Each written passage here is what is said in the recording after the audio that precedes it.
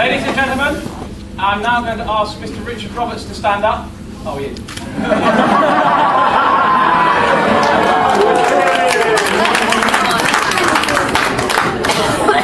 Pray silence for the bridegroom, ladies and gentlemen.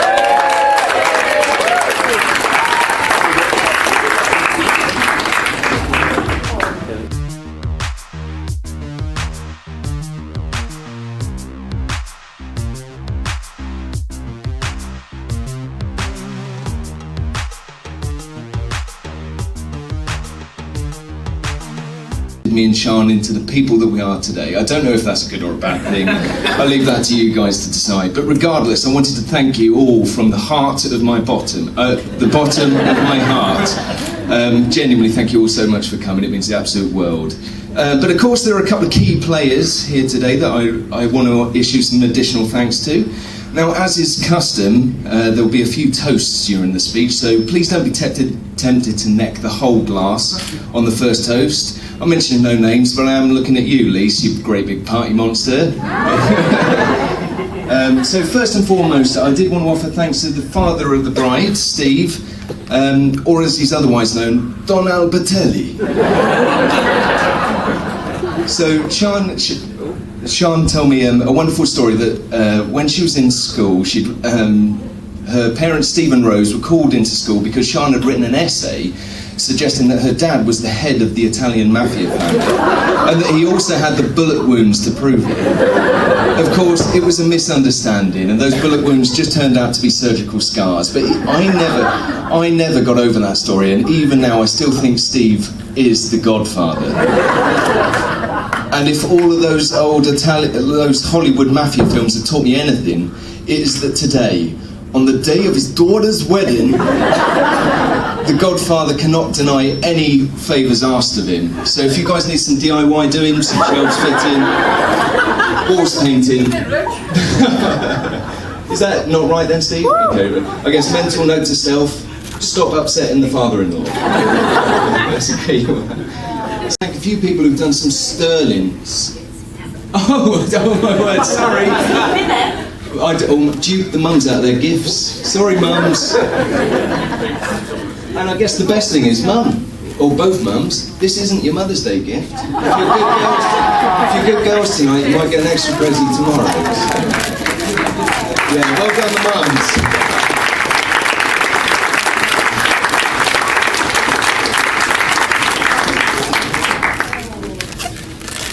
Okay, so next up then, I'd like to thank a few people who've done some sterling work today. They've stood around all day looking beautiful and pouting and just generally brightening up everybody's day. It's worth saying that they spent a lot of time on their hair and makeup this morning, and I think it really shows. So without them today, the day wouldn't have really been complete. So obviously, ladies and gentlemen, I give you the ushers, Tony, Martin and Ian.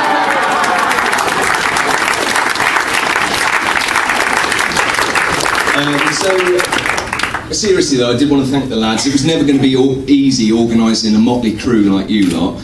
And extra thanks goes to Tony as well, who became an honorary best man and helped out a lot for organising the stag do as well, which was great.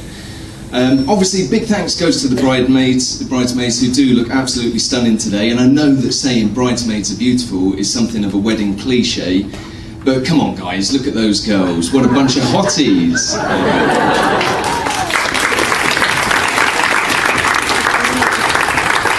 I'd also like to thank them for putting that extra bit of glamour into today's proceedings. I think they've single-handedly put back all the glamour and beauty into the photos that the two best men managed to suck out.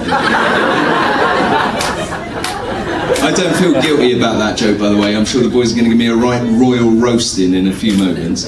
But on that note, I did want to thank the best men, Dan Sambridge and Matt Dale, or as they're otherwise known, the Miali brothers, Costas and Stavros.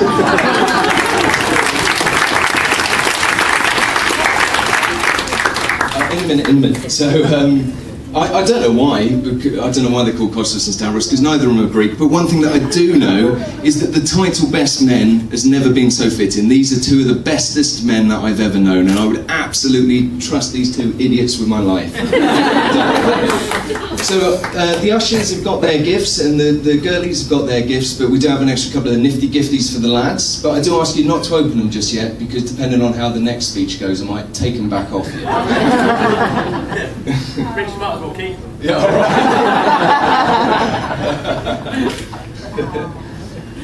Yeah, all done. So a big shout out to our esteemed wedding planner and now friend Paula. Where are you, Paula? Can you give us a wave? So Lord only knows what sort of shambles today could have been without her. So thank you very much for all your hard work and support over the past 18 months, Paula. We're privileged to have you on board Team Robertelli. I wanted to give... where's Pete Nightingale? Can you give us a wave, Pete? Where is he? Oh, he's over there. Pete joined... I wanted to give him a quick shout out because he travelled all the way from Malta to be here today, so thanks very much, mate. Touch is the maker, mate. Obviously, a massive shout out to my ever capable buddy Andy. I don't know where he started off actually. Oh, there he is. So thanks very much for all that you've done comparing today's proceedings, mate, and we'll no doubt continue to do into the night as well. Anyway, that's probably enough of the thank yous then. This is starting to sound like an Oscar acceptance speech. So on with the show. So one thing I was thinking was that dads giving away the bride is a strange old tradition which kind of propagates that ageing stereotype that girls are nothing but delicate little flowers, completely incapable of looking after themselves. Well, who do you think in this relationship struggles to look after themselves? Is it the Hardy's Valleys lass? Or is it the wistful little Essex imp? I think the answer's pretty obvious. So I was thinking on that note that perhaps it should have been my man walking me down the aisle instead. By the ear, obviously. Come on, Richard, get yourself down that bloody aisle. Oh, but ma'am, I don't want to grow up. You do as you're told, boy back. You're getting married, you better get used to it. Sorry, ma'am, that is a really rubbish impression. I've got to be the only Welshman in the world who can't do a Welsh accent. So, anyway, I'm totally joking, of course. There's no one in this room who's more looking forward to today than me. In Sian, I have unquestionably found my soulmate. I love Sian. She reminds me of all the other Sians. Affection, devotion, and a healthy bit of sexual tension.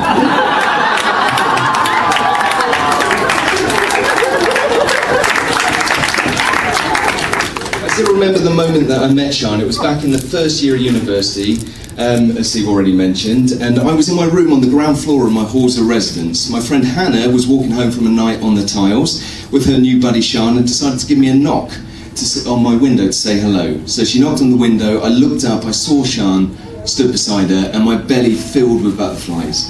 I'd never seen anybody as beautiful as that in all my life. I was floored. And that evening, I made it my mission to get that girl. Absolutely. I never felt that way before about anything, anyone or anything before or since. And that was not until today, of course, when I saw Sian come walking down that aisle looking more beautiful than I could have possibly imagined.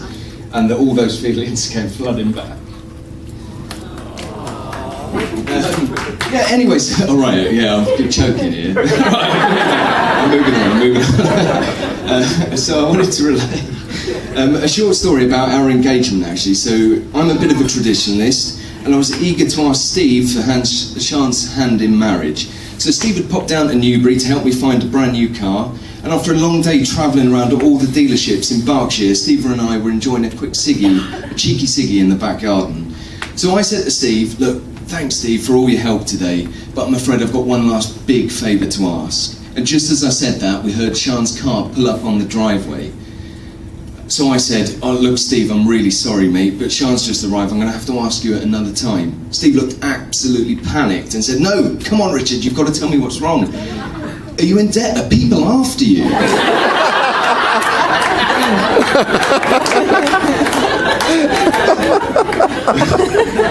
So So I was like, no, Steve, no, it's not that. It's a good thing. I just can't ask him if Sean's around. Obviously, Steve twigged at that point, held out his hand and said, of course you can marry my daughter. So there you go. I never actually articulated the words, Steve, can I marry your daughter? And I'm afraid to say that trend continued when I actually got engaged to Sean as well.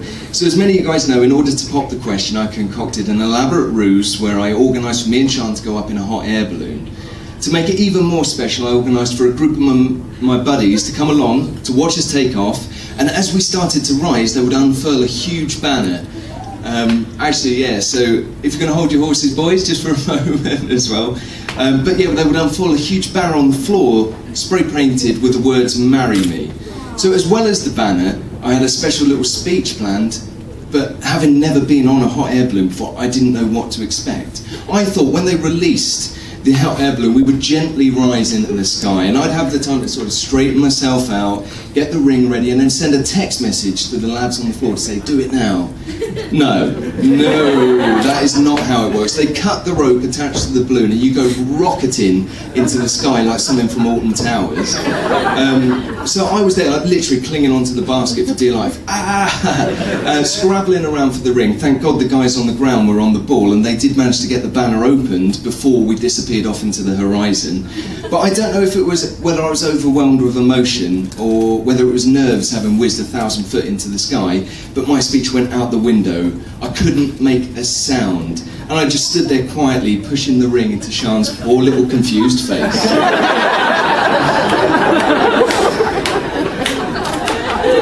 Obviously Sean was very confused by the whole saga, but she got the idea, and fortunately for me she said yes. But again, I didn't actually ask Sean to marry me, and I didn't actually ask Steve for a hand in marriage. I dodged 2 bullets there. I'm like Neo out of the Matrix.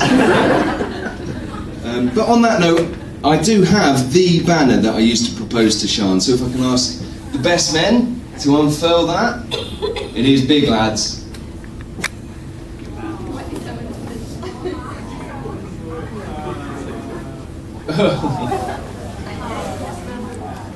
Hey!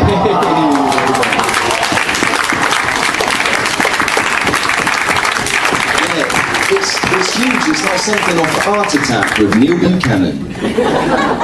Now I admit it's not perfect. I don't think Banksy has to fear my graffiti skills, but the thought was there. And also, before you put it down, lads, Sean was always slightly peeved about the fact that there isn't a question mark at the end of that sentence.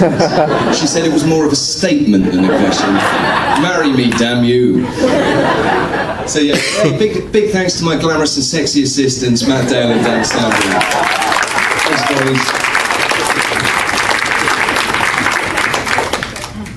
But just like all of the best couples, we have endured occasional downs as well as the many ups. So our first major test was a 3.5 month separation. So when we first got together, I was in the middle of organising a trip to Australia and the Far East with my mates Tony and Martin, as Sian decided to follow suit with her buddy Alison, who's sat on the bridesmaid table. Now, as a relatively new couple, I mean, we'd only been together for literally a couple of months at this point, the thought of spending 3.5 months apart was pretty damn daunting. It was going to be make or break for us. And as fun as travelling was, being apart from Sian was tough, I'm not going to lie to you. I miss Sian every second of every day, 24/7. But being faithful and loyal to her was easy.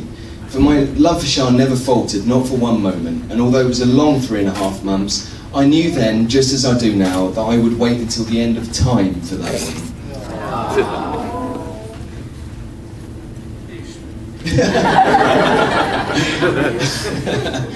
She is bold, she is brassy, she is beautiful, she is the single most generous and thoughtful person I've ever met.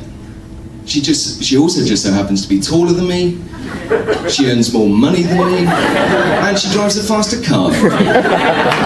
It's a little bit emasculating, but I wouldn't have it any other way. I'll be the first person in this room to admit I am punching well above my weight at this point. I am one lucky boy. So Sian has since become my confidant, my lover, my teacher, my listener, my critic, and my best friend.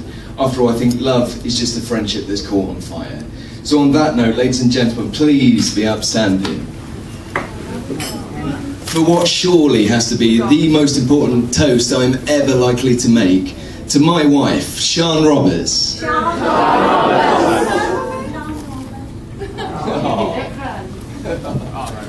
Oh, thanks, Sian. I'm feeling nervous at this point, I did this morning.